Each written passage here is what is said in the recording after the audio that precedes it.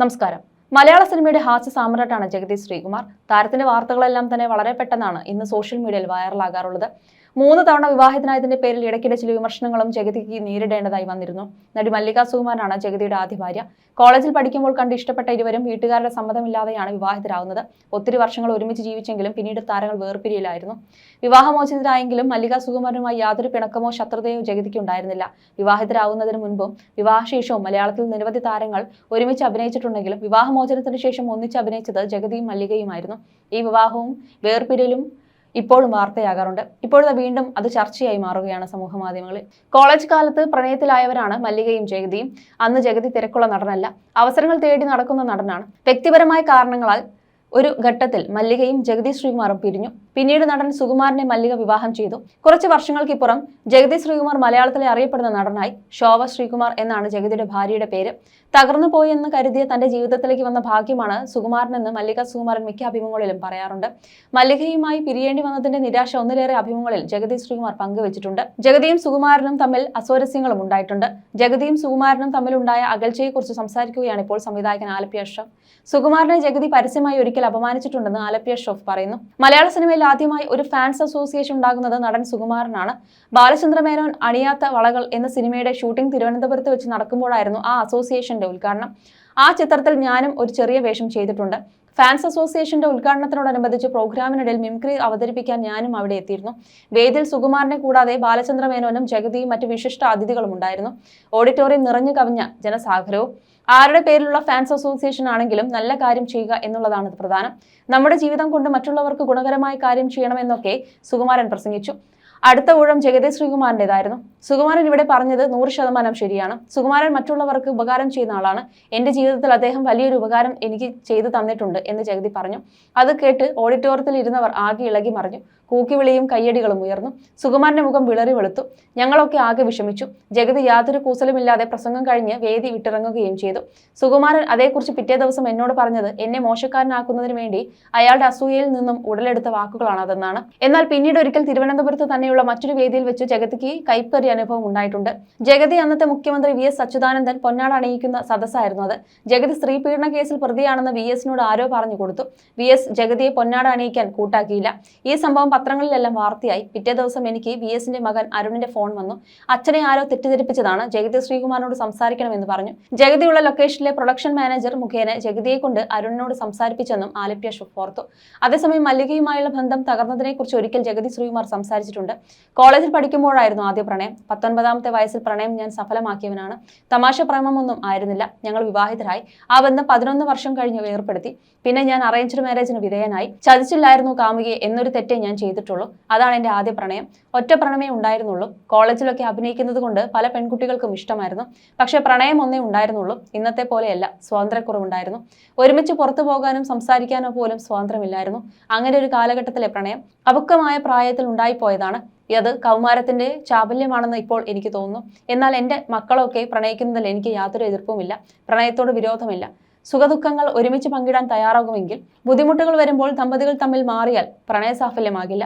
എന്റെ കാര്യത്തിൽ കടുത്ത സാമ്പത്തിക ബുദ്ധിമുട്ടുകളൊക്കെ വന്നപ്പോൾ പിരിയേണ്ട അവസ്ഥ വന്നതാണെന്നും ജഗതി ശ്രീകുമാർ വ്യക്തമാക്കി. സ്വന്തം ഇഷ്ടപ്രകാരം വിവാഹം കഴിച്ച് വീട് വിട്ടുപോയ താൻ പിന്നീട് വീട്ടിലേക്ക് തിരിച്ചു വന്നതിനെക്കുറിച്ചും ജഗതി ശ്രീകുമാർ അന്ന് സംസാരിച്ചിട്ടുണ്ട്. 5-6 വർഷം വീട്ടുകാരുമായി സമ്പർക്കമൊന്നുമില്ലായിരുന്നു. ഇറങ്ങിപ്പോയവൻ അവന്റെ ഇഷ്ടപ്രകാരം തന്നെ ജീവിച്ചോട്ടെ എന്ന് അച്ഛൻ തീരുമാനിച്ചു.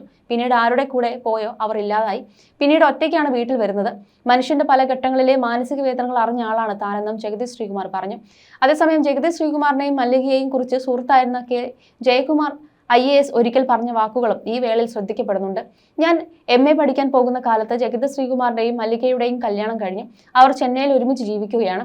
രണ്ടുപേർക്കും കാര്യമായി സിനിമയൊന്നുമില്ല. കഷ്ടപ്പെട്ടിട്ടുള്ള ജീവിതമായിരുന്നു കുറച്ചു കാലം. നാഗ്പൂരിൽ പഠിക്കാൻ പോയി ഇടയ്ക്ക് വെക്കേഷൻ വന്നപ്പോൾ ശ്രീകുമാറിനെ കാണണമെന്ന് അച്ഛനോട് ഞാൻ പറഞ്ഞു. ജഗതി NK ആചാര്യയുടെ മകനാണ് ശ്രീകുമാർ. അദ്ദേഹവും അച്ഛനും സുഹൃത്തുക്കളാണ്. കോടമ്പക്കത്ത് എവിടെയോ ആണ് താമസിക്കുന്നത്. എന്നെ ഒരാൾ കൊണ്ടുവിട്ടു. വൃത്തിയില്ലാത്ത പരിസരങ്ങളിലുള്ള വീട്. മല്ലികയും ശ്രീകുമാറും എന്നെ സ്വീകരിച്ചു. ചോറൊക്കെ ഉണ്ടാക്കി തന്നു. ഞാൻ അവിടെ നിന്ന് കഴിച്ചിട്ടാണ് പോയത്. എനിക്ക് വിഷമം തോന്നി. ജഗതി ശ്രീകുമാറും മല്ലികയും ഇങ്ങനെയൊന്നും ജീവിക്കേണ്ടവരല്ലല്ലോ. എന്തുമാത്രം കഴിവുള്ളയാളാണ് ശ്രീകുമാർ. മല്ലികയെ അന്ന് പരിചയപ്പെടുകയാണ്. പക്ഷെ ഒറ്റ പരിചയം കൊണ്ട് മല്ലികയുമായി ഭയങ്കര സൗഹൃദത്തിലായി പോവും. അങ്ങനെയാണ് മല്ലികയുടെ സ്വഭാവം. ജഗതിയും മല്ലികയും കുറച്ചു കാലം അവിടെ ജീവിച്ചു. രണ്ടുപേർക്കും വേണ്ടത്ര അവസരങ്ങൾ കിട്ടിയില്ല. പിന്നീട് ആ വിവാഹം മാറി. മല്ലിക സുകുമാരനെ വിവാഹം ചെയ്തു. ജഗതി ശ്രീകുമാർ അത്ഭുത പ്രതിഭാസമായി മാറി. എന്റെ എല്ലാ കാര്യത്തിനും ജഗതി വരുമായിരുന്നു. കാണുമ്പോഴൊക്കെ ഞങ്ങൾ പഴയ കാര്യങ്ങൾ ഓർമ്മിക്കും. ഞാൻ IAS കിട്ടി മദ്രാസിൽ പോകുമ്പോൾ മിക്കവാറും ജഗതി ഫ്ലൈറ്റിലുണ്ടാകും. ഞാൻ IAS ആണെന്നത് ജഗതി ശ്രീകുമാറിന്റെ വിഷയമല്ല. കാണുമ്പോൾ അളിയ എന്നാണ് വിളിക്കുന്നത്. അത്രമാത്രം ഗാഢമായ സൗഹൃദം ഞങ്ങൾ തമ്മിലുണ്ടായിരുന്നു. ജഗതി ഇന്ന് വാഹനാപകടത്തിൽ പരിക്ക് പറ്റി കിടക്കുന്നത് തനിക്ക് ഹൃദയഭേദകമാണെന്നും K. ജയകുമാർ അന്ന് പറഞ്ഞു. 2012 മാർച്ച് മാസത്തിലാണ് ജഗതി ശ്രീകുമാറിന്റെ കാർ അപകടത്തിൽപ്പെടുന്നത്. ഗുരുതരമായ പരിക്കേറ്റ നടനെ ഉടനെ ആശുപത്രിയിൽ എത്തിക്കുകയായിരുന്നു. ബന്ധുക്കളുടെ ശുശ്രൂഷയിലാണ് ജഗതി ശ്രീകുമാർ കഴിയുന്നത്. കഴിഞ്ഞ ദിവസം നീണ്ട 13 വർഷത്തിനു ശേഷം നടൻ ജഗതി ശ്രീകുമാർ താരസംഘടനയായ അമ്മയുടെ ജനറൽ ബോഡി യോഗത്തിൽ പങ്കെടുത്തു. മകനോടൊപ്പം വീൽചെയറിലാണ് ജഗതി മീറ്റിംഗിനെത്തിയത്. സഹപ്രവർത്തകരുടെ ചോദ്യങ്ങൾക്കും ചിരിച്ചും തലകുലുക്കിയുമാണ് ജഗതി പ്രതികരിച്ചത്. നാളുകളായി ചികിത്സയിലായിരുന്ന ജഗതി അടുത്തിടെയാണ് പൊതുവേദികളിൽ എത്തി തുടങ്ങിയത്. വല എന്ന ചിത്രത്തിലൂടെ ജഗതി മലയാള സിനിമയിലേക്ക് മടങ്ങിയെത്തുന്നുണ്ട്.